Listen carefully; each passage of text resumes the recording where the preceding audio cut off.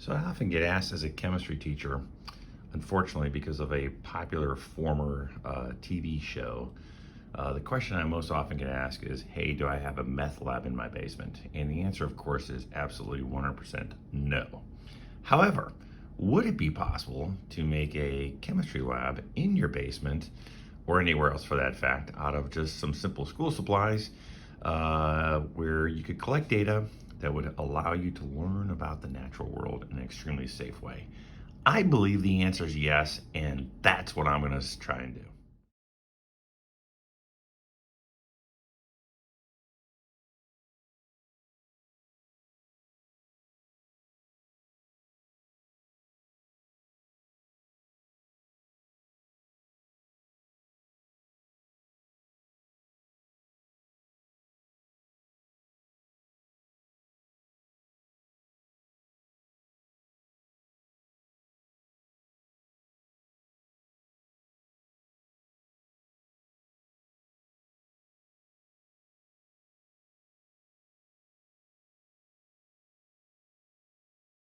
So here's what I have so far for my makeshift balance.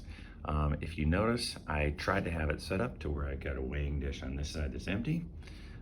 It's gently on a ruler that's, you can see over here, that's, it's not touching anything. And then I have it over here as well. Now what I'd like to do is probably to get this a little bit more level. It's pretty good, but we're gonna start to put items in the weighing dishes and see if we can use some ideas to figure out, if I know the mass of one item, could I figure out the mass of the other item? And of course, we're gonna use nickels and quarters. So here's where we're at. First of all, we have the fulcrum, which is the ruler, and the pivot point, which is the pin. I've got two dishes, one over here and one over here. If you notice they're spaced differently apart, how could that be if they weigh the exact same? Well, because they don't weigh the exact same, because in this dish, I have a US quarter made after 1965, which has a specific mass.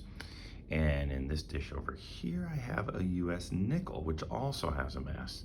So the question is, can we use this improvised device, and how well can we get the mass of the nickel if I know the mass of the quarter, the distance from the pivot point to the dish, distance from the pivot point to the dish on this side?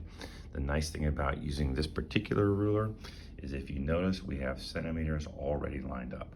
Let's see if we can do this.